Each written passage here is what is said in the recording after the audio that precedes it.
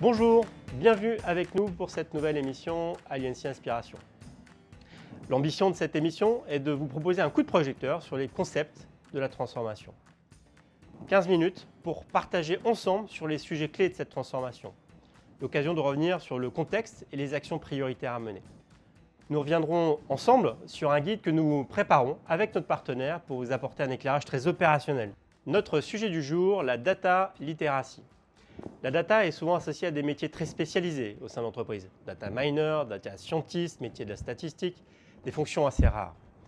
Il s'avère que seulement 20% des décideurs aujourd'hui maîtrisent le sujet de la data.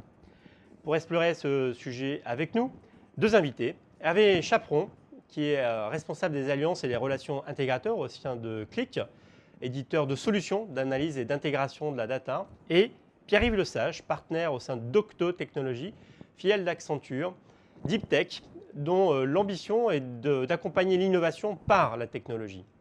Bonjour messieurs, merci d'être avec nous. On est dans une émission encore un peu en mode dégradé, vous êtes chacun dans votre home office, je crois. Comment avez-vous vécu cette période un petit peu complexe dans vos organisations et comment vivez-vous cette période au quotidien aujourd'hui? Hervé?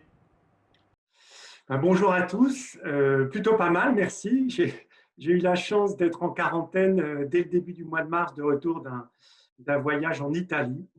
Je suis quelqu'un qui attache beaucoup d'importance au contact face à face, donc j'ai été dérouté comme beaucoup parce que le contact avec mes collègues, mes partenaires et mes clients m'ont beaucoup manqué. Mais j'ai été très impressionné par, d'une part, toutes les technologies qui sont à notre disposition pour continuer à collaborer à distance. Et ce qui m'a le plus impressionné, c'est la capacité formidable d'adaptation à la fois des organisations et des individus. Et puis enfin, à titre personnel, ça m'a permis de rééquilibrer ma vie professionnelle et ma vie personnelle. Donc finalement, très bien, merci. Donc début de confinement était au cœur de la crise en Italie, je crois. Enfin, effectivement. Absolument. Pierre-Yves, comment tu as vécu cette période? Plutôt bien. Moi, j'ai emménagé dans un nouvel appartement dont j'ai fait l'acquisition le 31 décembre. Donc, vous voyez derrière moi, les murs sont encore tout blancs. La peinture était presque fraîche. Le confinement a démarré un peu plus tôt pour Auto Technologies que ce qu'avait précisé le gouvernement. C'est quelque chose qui a été intéressant. On a dû s'adapter, évidemment. Il y a des avantages et des inconvénients comme en toute chose. Et bien sûr, il y a l'avantage de gagner le temps de trajet. Mais par contre, il faut savoir faire la part des choses entre le travail et La le vie temps pour passée. soi. Et donc, moi, j'ai trouvé une petite technique, c'est à la fin de ma journée de travail, je sors systématiquement à l'extérieur pour pouvoir faire une vraie césure et reprendre d'autres activités. Alors, on va rentrer dans le vif du sujet de notre émission, donc cette data literacy. Avec la crise, beaucoup de certitudes sont tombées aujourd'hui, ont été remises en cause. Mais pourquoi, pour vous, développer une culture de la donnée, c'est important aujourd'hui? Hervé? Nous vivons tous dans un contexte où les données sont partout. Je pense que ça saute aux yeux d'absolument tout le monde. Donc, le premier point, c'est que les données sont partout. Le deuxième, le business est mondialisé. Il se transforme à une vitesse absolument hallucinante. Et ça fait peser sur les organisations et les individus la nécessité de prendre de plus en plus de décisions dans des délais qui sont de plus en plus courts. Donc, plus que jamais, disposer d'une agilité à tous les étages, c'est un facteur de compétitivité absolument essentiel pour tous les secteurs d'activité, sans exception. Et cette situation de pandémie que nous connaissons en ce moment a surpris tout le monde et crée encore plus d'incertitudes. Donc, dans la tête de beaucoup de chefs d'entreprise aujourd'hui, au-delà de la simple question du redémarrage de l'activité et de la survie dans beaucoup de cas de figure, la vraie question, c'est comment j'augmente le niveau de résilience de mon organisation pour l'avenir. Alors, les données dont j'évoquais il y a quelques instants qu'elles sont partout, elles peuvent non seulement aider à gérer les risques, mais elles peuvent aussi aider à identifier de nouvelles opportunités. Mais comme tu le disais tout à l'heure en introduction, dans beaucoup d'organisations, le sujet des données, c'est un sujet encore abstrait, dont surtout les bénéfices n'apparaissent pas toujours de manière très claire. L'enjeu, selon moi, aujourd'hui, c'est donc la mise à disposition des données au plus grand nombre, mais de façon contrôlée et utile. Et le sujet de la discussion d'aujourd'hui, c'est finalement de dire que c'est moins un sujet technologique qu'humain, où la culture, l'organisation, la méthode, l'accompagnement au changement, sont absolument essentielles. C'est pour ça qu'on parle de l'importance de la data literacy. Donc on va revenir sur ces éléments de culture, vous avez beaucoup insisté tous les deux dessus. Pierre-Yves? Parfaitement aligné avec ce que dit Hervé. Moi, ce que je constate, c'est que l'épisode de Covid, même si on ne connaît pas encore tout à fait les conséquences à terme, c'est un épisode qui a montré que les entreprises les plus résilientes sont souvent les entreprises les plus digitalisées. Donc, un exemple, dans la même période, vous avez au mois de mars Amazon qui avait annoncé un recrutement de 100 000 personnes. Et puis, vous avez cette semaine British Petroleum qui annonce qui vont se séparer de 10 000 personnes. Donc, c'est vraiment un contexte particulier. Certains tirent leur épingle du jeu, d'autres un peu moins. Et au-delà de la différence qu'on peut constater dans ces deux types d'entreprises, il y a une tendance qui s'accélère, qui était déjà présente avant le Covid, et qui consiste à justement utiliser la donnée comme un avantage compétitif. Vous avez par exemple des entreprises, des constructeurs automobiles aujourd'hui qui se transforment, qui ne veulent plus se faire appeler constructeurs automobiles, mais plutôt sociétés de services en mobilité, pour faire face par exemple à Uber. Et pour faire ça, ils doivent diffuser cette culture de la donnée, se transformer pour collecter les données des clients, les utiliser et accompagner à la création de nouveaux services. Et donc, en cela, la data literacy, c'est un facteur prépondérant qui doit pouvoir être le facteur de changement de culture pour accompagner la digitalisation. Alors, on fait le lien justement pour comment on peut vraiment définir cette data literacy. Alors, on entend beaucoup de concepts au cours de la data. Est-ce que c'est un concept de plus et surtout, quelles compétences on doit y associer? Hervé, pardon. Alors, pour un individu, je dirais, être data literate, c'est plusieurs choses. C'est avoir d'abord la capacité à comprendre les données, avoir la capacité à les analyser, à les remettre en question le cas échéant, à les utiliser pour présenter, argumenter, collaborer en équipe autour des données. L'objectif final étant d'être capable de prendre des décisions plus avisées, plus rapidement. Donc ce regard critique là où la discussion est intéressante, pardon. Non, pardon, ce regard critique est un sujet, tu y tiens beaucoup, j'ai l'impression. Oui, c'est important parce qu'il ne s'agit pas de transformer les solutions de business intelligence en boîte noire. Toute la valeur ajoutée consiste à combiner l'apport de la business intelligence avec tout le savoir-faire, toute l'expérience accumulée par les équipes dans les entreprises. Donc, c'est ce point d'équilibre qui va vraiment être générateur de valeur. Et là où la situation est paradoxale, selon l'étude à laquelle tu faisais référence tout à l'heure que Accenture et Kik ont menée récemment, le paradoxe réside dans le fait que 75% des employés disent avoir accès à des données via des outils BI et seulement 21% d'entre eux se sentent réellement confortables et confiants lorsqu'il s'agit de travailler avec ces données. J'ai presque l'impression que c'est plus un enjeu d'attitude que d'expertise à proprement parler. Pierre-Yves ? Alors c'est exactement ça, c'est un problème d'attitude, plutôt que d'expérience ou même d'expertise. Aujourd'hui, la stratégie de l'entreprise, elle doit être cascadée à différents niveaux au sein des métiers de l'entreprise. Et pour ça, il faut pouvoir comprendre, faire usage et participer à la transformation de l'entreprise à travers l'usage de la donnée. Ce qui veut dire, pour un utilisateur, c'est je dois savoir d'où provient la donnée qui m'est présentée, comment est-ce qu'elle a été générée, est-ce que potentiellement elle pourrait avoir des biais quelconques que je dois pouvoir traiter, et puis son mode de représentation, est-ce qu'il est conforme à la manière dont on doit interpréter pour prendre une décision qui sera sans doute importante pour le futur de l'entreprise. Alors, est-ce que vous pouvez tous les deux revenir sur peut-être des exemples métiers concrets qui pourraient aussi être assez parlants par rapport à cette illustration de ce qui se passe dans l'entreprise au niveau de cette direction métier autour de cette data en fait? Alors un exemple que je peux citer qui est un exemple de réalisation chez Vodafone, donc un opérateur téléphonique bien connu, qui avait en fait un problème majeur, c'était sa capacité à pouvoir traiter un nombre extrêmement lourd d'appels entrant dans les call centers. Et donc, pour trouver une solution à ce problème, le chemin a commencé par une analyse des données et la compréhension des comportements des consommateurs et des utilisateurs. Et à travers cette compréhension, il y a 2 solutions qui ont été mises en place. Une première solution qui a consisté à rediriger les appels en anticipant la demande du consommateur au centre d'appel, à travers un bon canal pour réduire justement ces appels téléphoniques en direct avec des interventions humaines. Et puis derrière, une anticipation aussi des appels et une communication proactive pour pouvoir justement faire en sorte que l'appel finalement n'ait pas besoin d'avoir lieu. Par exemple, lorsque vous avez une personne qui est en déplacement à l'étranger, elle est plus susceptible de contacter le centre d'appel lorsqu'elle reçoit sa facture, puisque le montant probablement sera plus élevé que le montant habituel.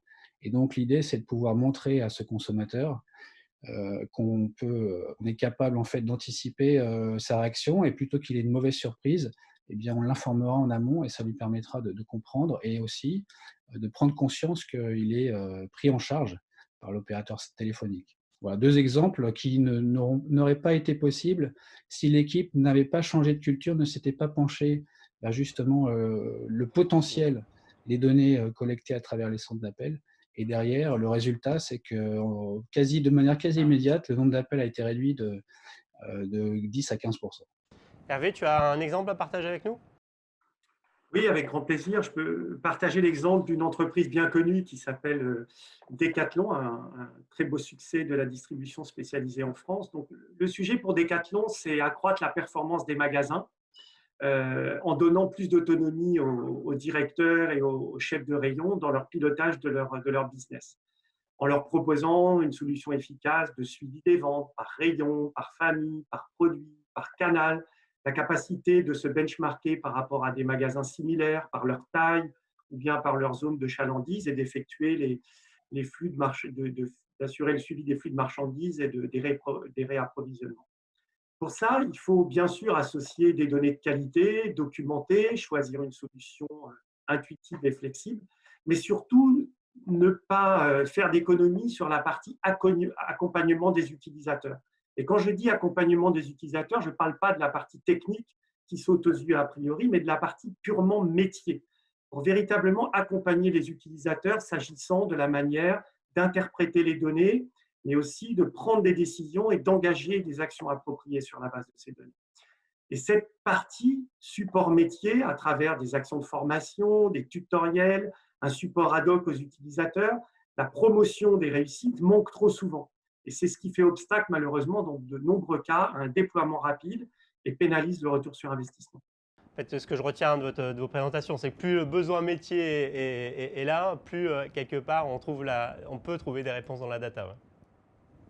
Pour rentrer effectivement dans l'action autour de ce sujet, pour les entreprises, par quoi et par qui on commence, et puis quelles étapes pour développer cette data literacy? Hervé? Alors, par expérience, le point de départ, c'est une véritable prise de conscience et une impulsion stratégique. Ce qui est clair, comme le disait Pierre-Yves, c'est que les entreprises qui ne se mettent pas rapidement en action sur le sujet de l'utilisation de la donnée pour améliorer leur performance se mettent en danger, surtout dans une situation de crise telle que celle que nous traversons en ce moment. Donc, ça veut dire, au niveau de la direction déjà, partir du principe que les données apportent de la valeur à l'ensemble de l'organisation, du top management jusqu'à un opérateur sur une ligne de production, par exemple. Mais chacun va avoir un besoin très spécifique à son métier. Comme le disait Pierre-Yves, ce qui est fondamental, c'est de commencer par aller sur le terrain pour déterminer de manière précise quelles données sont nécessaires, pour qui, sous quelle forme, à quelle fréquence, pourquoi faire et surtout pour quel bénéfice business attendu. Et parmi les autres étapes clés, il faut bien sûr identifier quels sont les différents profils d'utilisateurs, documenter les données qui sont utiles à chacun, mais donner du sens, donner de la clarté à la démarche. Quels sont les objectifs de l'entreprise? Quels sont mes objectifs personnels? En quoi ces objectifs personnels contribuent-ils aux objectifs globaux de l'entreprise? Sur quels indicateurs clés ma performance est-elle mesurée? Et c'est souvent l'absence de clarté dans les objectifs et l'absence de sens qui vont nuire à la motivation des individus, à la performance et ajouter à l'échec un facteur de stress extrêmement important. Pierre-Yves?